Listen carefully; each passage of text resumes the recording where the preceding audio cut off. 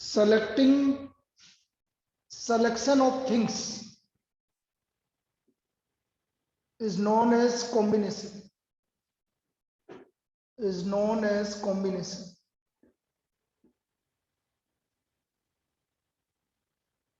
Selection of things is known as combination.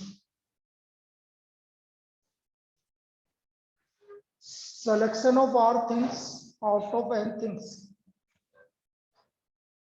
Selection of R things out of N things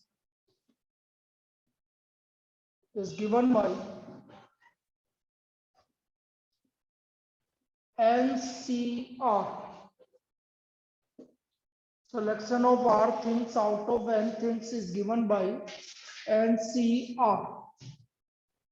तो हमारा NCR हो गया भाई N factorial upon R factorial N minus R factorial, जहां पर R का value greater than equal to 0 and less than equal to N. R is greater than equal to 0 and less than equal to N.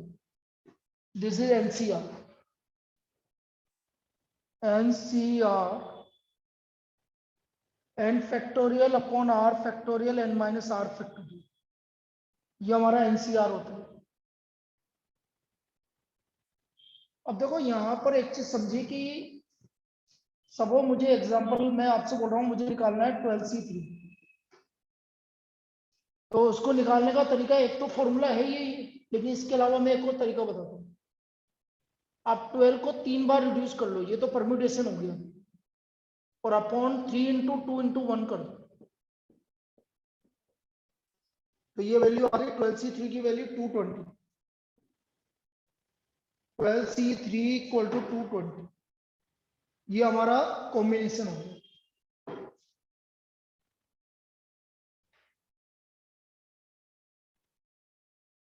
C3 220,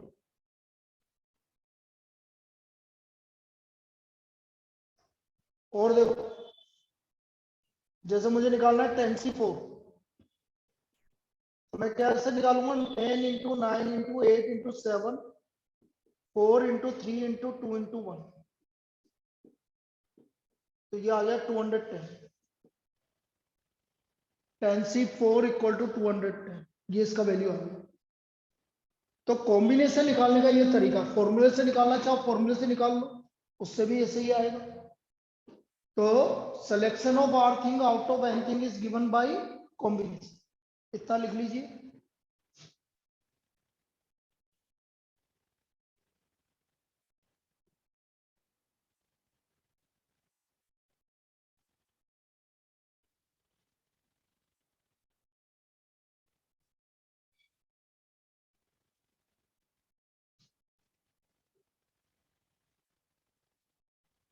ना कुछ फॉर्मूले,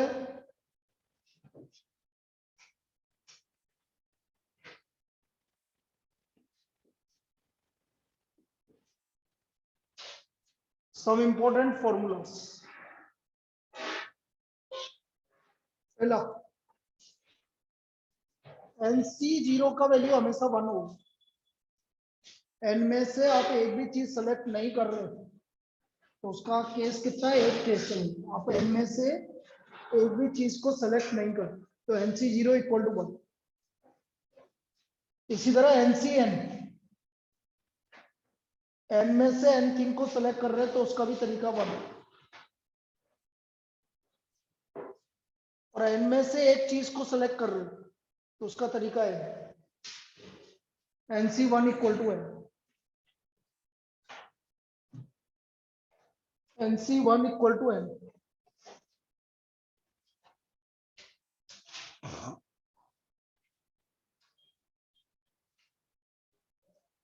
NC0 equal to 1, NCN equal to 1 और NC1 equal to N।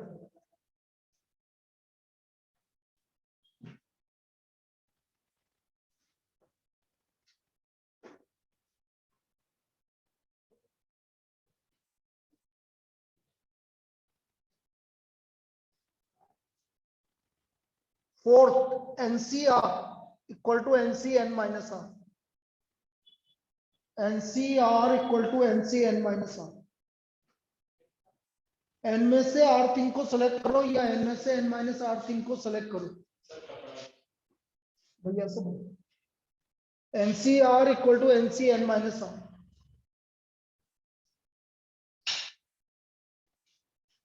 अब इसको कैसे use करोगे, जैसा आपका ये वाली problem, if NCA equal to NC2 then find NC2। तो हमें NC2 की वैल्यू निकालनी है। NC8 इक्वल टू NC2, तो हमें NC2 की वैल्यू निकालनी है। तो कैसे निकालेंगे समझना।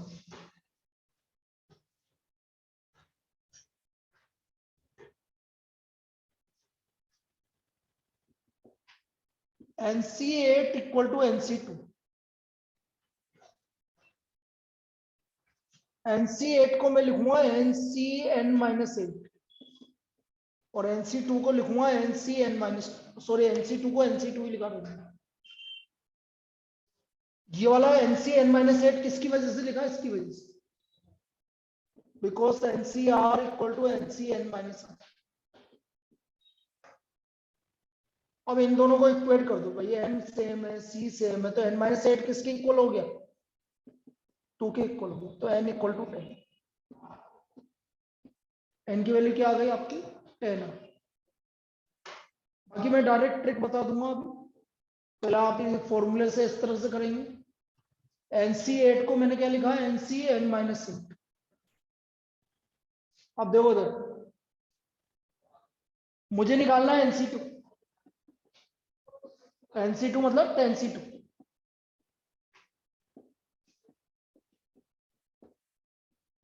तो 10C2 की वैल्यू आ गई आपकी 45। 10C2 equal to 45।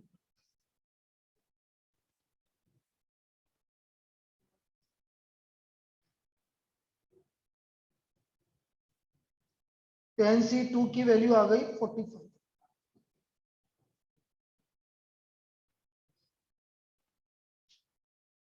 लिख लीजिए।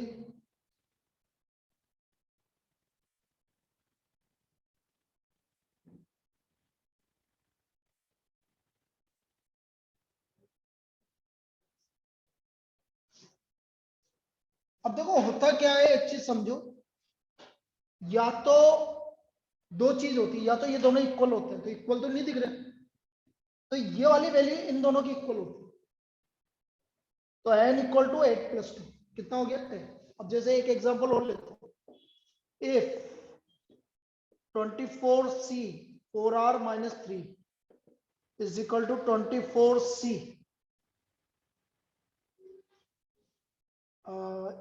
4R minus 3 plus R minus 24 है ना 9, R minus 6 कर दो चलिए। अब मुझे इसकी वैल्यू निकालनी है, फाइंड R। मैंने क्या बोला, या तो ये दोनों इक्वल होंगे, तो रफ में इक्वल करके देखो, पहले सबसे पहले इक्वल करके देखो, रफ में इन दोनों को इक्वल करके देखो। 4R minus 3 is equal to R minus 6, तो 3R इक्वल टू माइनस 3, तो R की वैल्यू -1, नॉट पॉसिबल। R की वैल्यू नेगेटिव कभी नहीं आनी चाहिए, तो ये तो पॉसिबल नहीं है। पहली चीज तो इन दोनों को इक्वेट करके देखा, तो R की वैल्यू हमारी क्या आ रही है, नेगेटिव, तो ये पॉसिबल नहीं है आपका। फिर आप अभी क्या करेंगे, दोनों का सम, इन दोनों का sum 4R minus 3 plus R minus 6 equal to 24। ये भी नहीं आ रहा, एक मिनट, ये भी नहीं आ रहा, एक सेकंड को, कुछ गड़बड़ हो गया।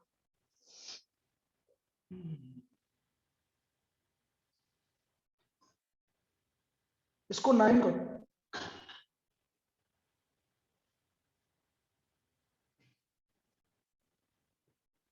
R माइनस 9, नहीं नहीं 9 भी नहीं आएगा ना, क्या 8 करने से 8 11 आ जाएगा, नॉट पॉसिबल। चलो करेक्ट कर लेना बेटा, कोई बात नहीं, समझाने के लिए। 5r इक्वल टू 24 प्लस 11, तो r की वैल्यू कितनी आ गई 7,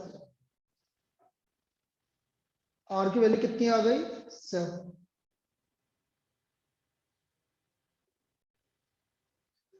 r की वैल्यू 7 के साथ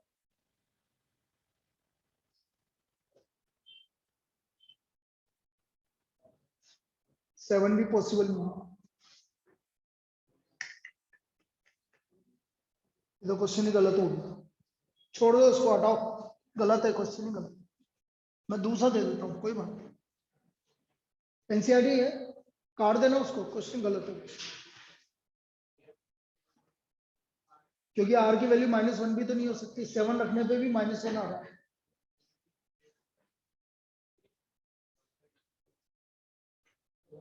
नहीं है एनसीईआरटी, रुको रुको, कौन है यार,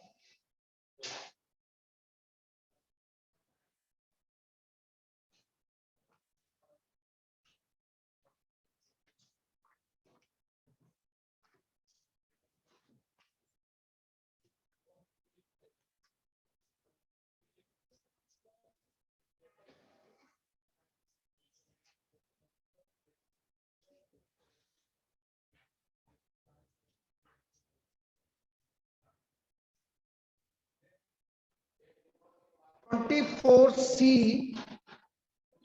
r -6 equal to 24c 2r -2), then find the value of r।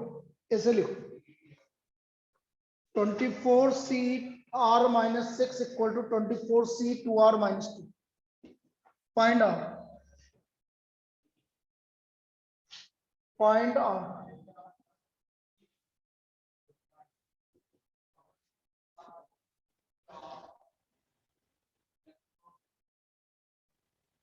मैंने क्या बोला, एक तो या तो ये दोनों इक्वल होंगे,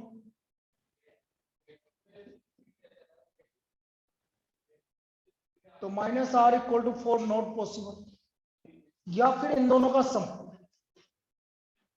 या फिर इन दोनों का सम 24 के इक्वल होगा।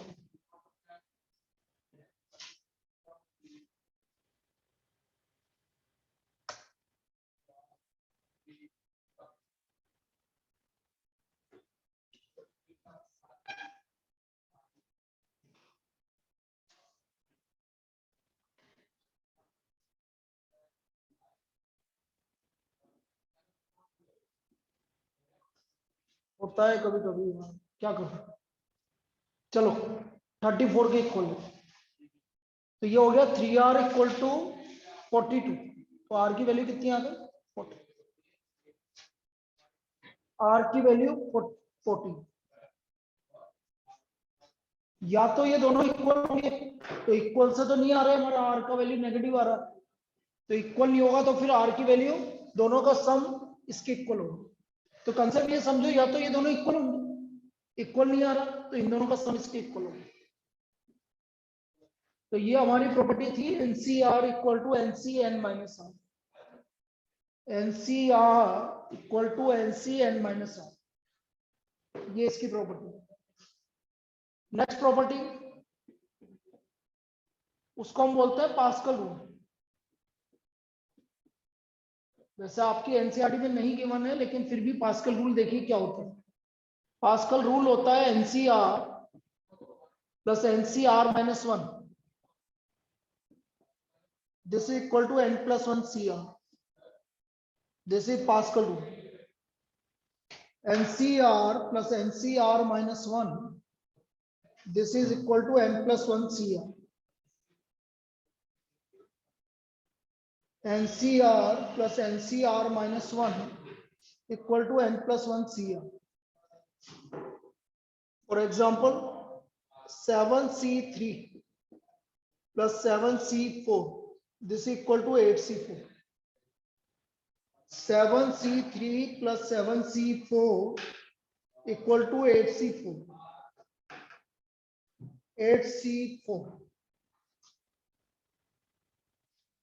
7C3 plus 7C4 equal to 8C4। और एग्जांपल देखिए, 11C4 प्लस 11C5 कितना हुआ? 12C5, 12C5, 12C4 plus 12C5, 11C4 plus 11C5 equal to 12C5।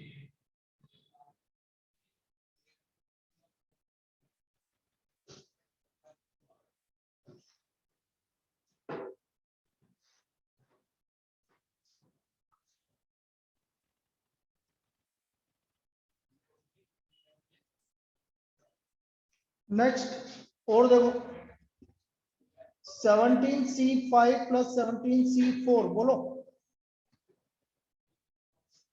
17C5 plus 17C4 बोलिए। 18C4 18C5 बेटा, 5 हाँ 18C5।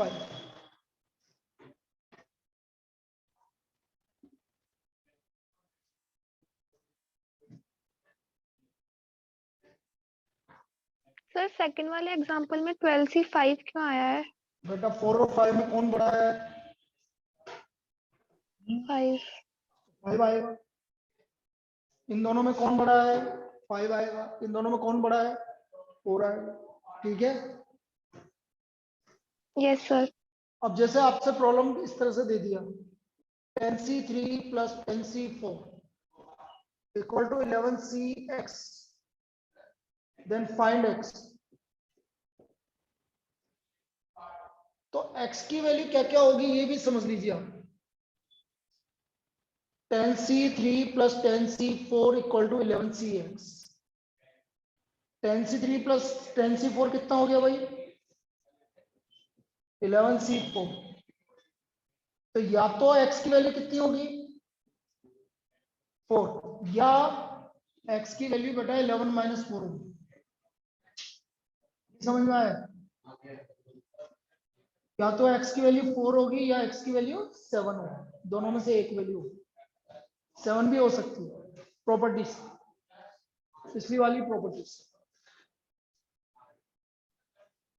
लास्ट प्रॉपर्टीज लिख लीजिए इसको।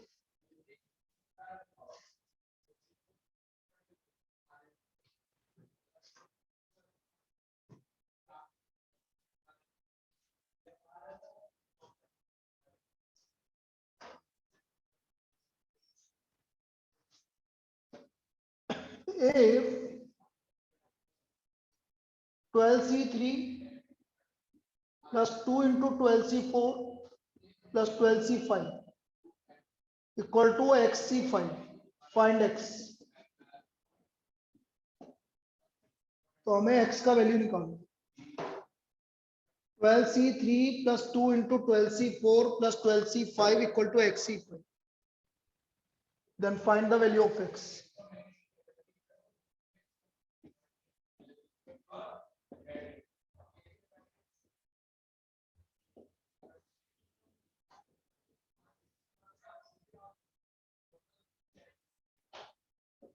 12C4 को 2 बार लिख दो।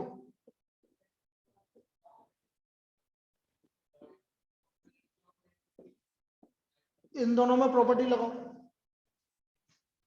बोलो 12C3 plus 12C4 13C4 plus 13। Now what is 13C4 plus 13C5? So what is the value of x? 14। तो x का value 14। The value of x is 14। लिखो यहाँ।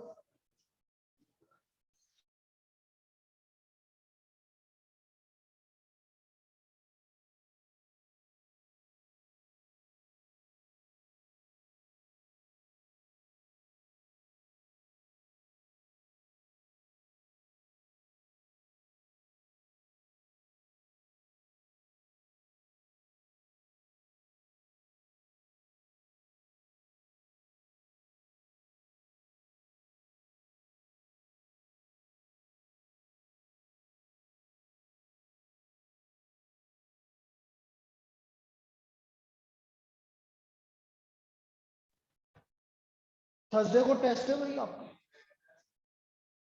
थर्सडे को टेस्ट है। टॉपिक बता देता हूँ, 2 टॉपिक का होगा। पहला टॉपिक तो यही है पीएनसी। दूसरा टॉपिक, पिछला टॉपिक कौन सा पढ़ाया था? कोनिक सेक्शन, कोनिक सेक्शन का लेंगे।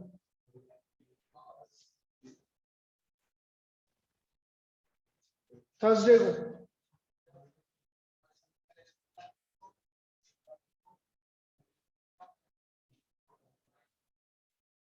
और बेटा आप ऑफलाइन आना चालू कर दो, मैं बोल रहा हूँ भाई जो जो आ सकता है। अब सब ओपन हो गया है, ऑफलाइन आना चालू कर दो। नेक्स्ट, तो ये तो प्रॉपर्टी थी। नेक्स्ट प्रॉपर्टी की बात कर रहे हैं अपन, एनसीआर अपॉन एनसीआर प्लस 1। ये एक और प्रॉपर्टी जो आपको याद रखनी चाहिए, कभी भी काम आ सकती है। NCR upon NCR plus 1 this is equal to R plus 1 upon N minus R. NCR upon NCR plus 1 this is equal to R plus 1 upon N minus R. देखो मैं इसको लिखने का तरीका समझाता हूँ। आर और आर प्लस 1 में कौन बड़ा है? वो क्रॉस में जाएगा, और जो 2 बचे इनका डिफरेंस नीचे आएगा। कैसे? जैसे मैंने आपसे बोला 10C3 अपॉन 10C4, इन दोनों में 3 और 4 में कौन बड़ा है? तो 4 ऊपर जाएगा, और इन दोनों का डिफरेंस कितना है? 7। एक और एग्जांपल देखो, 11C7 अपॉन 11C6, इन दोनों में बड़ा कौन है? तो 7 क्रॉस में नीचे जाएगा, और इन दोनों का डिफरेंस कितना है? वो नीचे, वो ऊपर आएगा। समझ में आया ये प्रॉपर्टी कैसे लगाई? ऑनलाइन सबको क्लियर है? Yes sir. जो दोनों में बड़ा है वो क्रॉस में जाएगा, और उनका डिफरेंस इधर क्रॉस में आ जाएगा। लिख लीजिए इसको।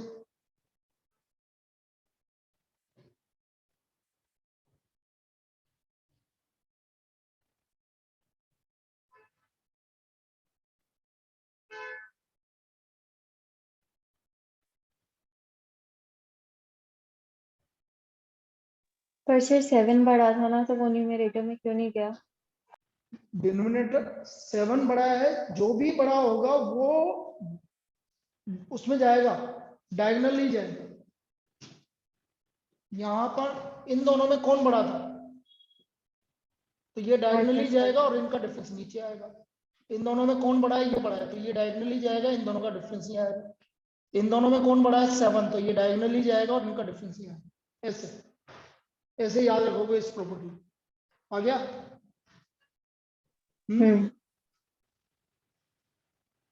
नेक्स्ट,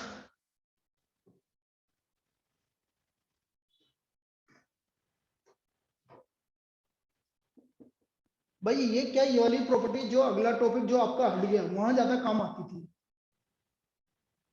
नेक्स्ट तो हट गया आपका टॉपिक, वो है आपको, लेकिन कुछ लोग बोल रहे हैं पढ़ाने के लिए, तो वो पढ़ाएंगे। तो लेकिन ये हट चुका है, बाइनोमियल थ्योरम, वहां पर काम आता है ये प्रॉपर्टी। इसी तरह ये वाली प्रॉपर्टी भी वहीं काम आती है। NCR N by R N minus 1 C R minus 1। NCR equal to N by R N minus 1 C R minus 1। बीच में क्या लगाया आपने एन के बाद? मल्टीप्लाई का साइन? मल्टीप्लाई। जैसे एग्जांपल मैंने बोला 10C3, तो मैं इसको 10/3 इंटू 9C2 भी लिख सकता हूं। ऐसे आया समझ में? 10/3 इंटू 9C2, इस तरह से हम इसको लिख सकते हैं। तो ये तो कुछ प्रॉपर्टीज थी जो हमारे को काम आती है। अब क्वेश्चंस किस तरह के बनेंगे? पहले टाइप की प्रॉब्लम, कॉम्बिनेशन सबसे इजीएस्ट पार्ट है, आप ये मान के चलिए। कॉम्बिनेशन में ज्यादा लफड़ा नहीं है, सीधा सीधा होता है। अब कॉम्बिनेशन क्या है? जैसे मैं आपसे बोल रहा हूं, find the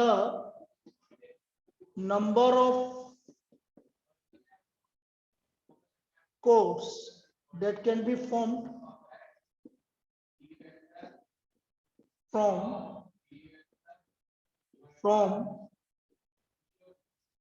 12 points lying on a circle. Lying on a circle. From 12 points lying on a circle. 12 point है, उसमें से नंबर ऑफ कोर्स निकाल। तो बेटा कोर्स मतलब लाइन, तो लाइन कैसे बनती है, कितने पॉइंट को ज्वाइन करने पे लाइन बनती है? 2 पॉइंट। तो number of course 12C2, number of course 12C2। 12C2 को लिखेंगे 12 इंटू 11, कितना आ गया भाई? 66। कितने कोर्स बने?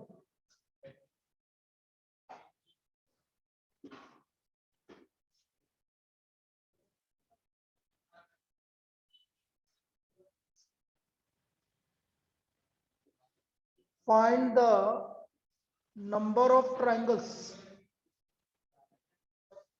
that can be formed from 10 points lying on a circle. Lying on a circle. From 10 points lying on a circle.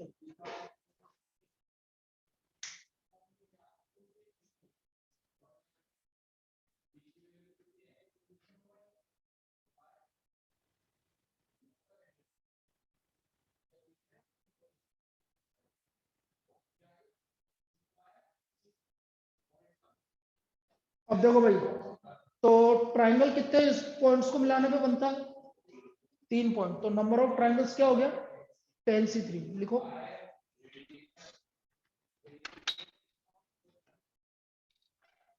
Number of triangles 10C3। Number of triangles 10C3।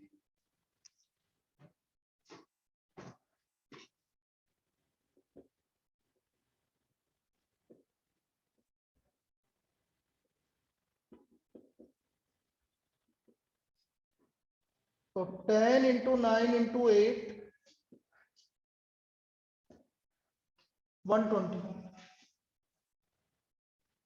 तो number of triangles आ गया आपका 120।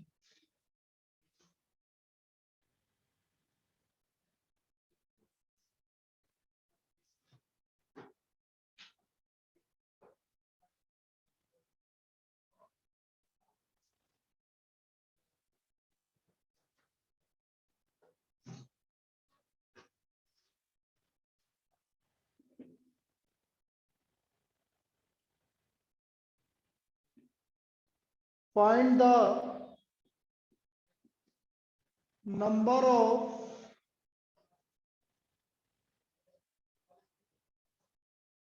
handshakes possible in a party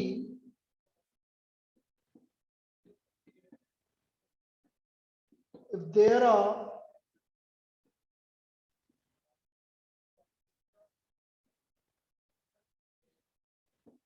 10 persons who attended the party.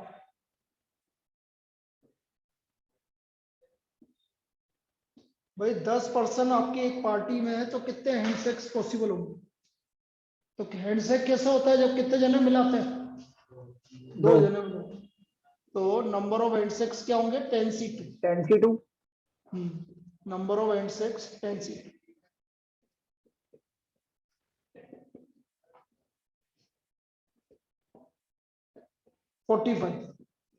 उल्टा भी पूछ सकता है, number of handshakes पूछ दे दिया। If there are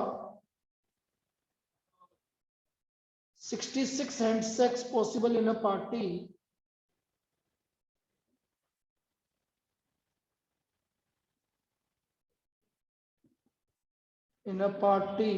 then find the number of persons who attended the party. then find the number of persons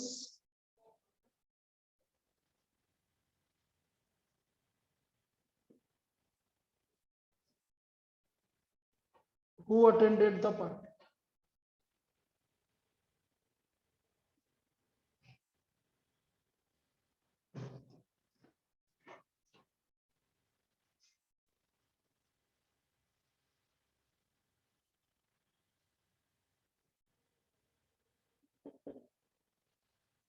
तो number of insects हो गए भाई, let number of persons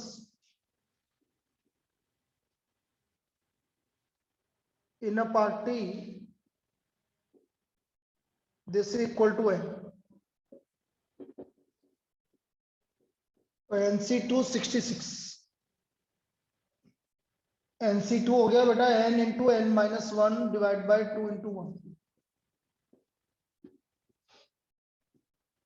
132 n square. अब देखो यहां पर आप एक काम कर सकते हो, क्वाड्रेटिक सोल्व करने की जगह लगातार दो नंबर 132 क्या है, लगातार दो नंबर क्या है 12 इंटू 11, ये ज्यादा इजी तरीका है. और कंपेयर कर लो, बड़ा ये बड़ा, तो यहां से n की वैल्यू कितनी आ गई भाई 12. So number of insect is 12.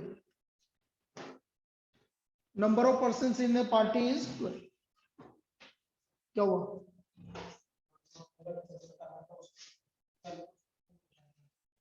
Rejoin कर ले क्या?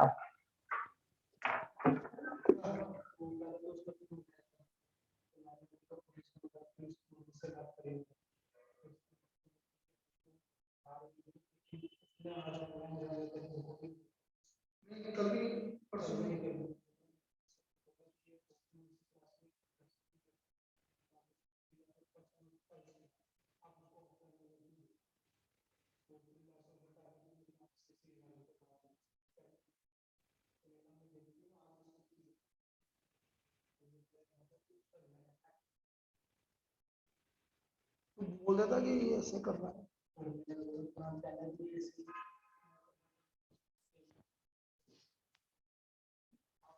रिजॉइन कर ले क्या?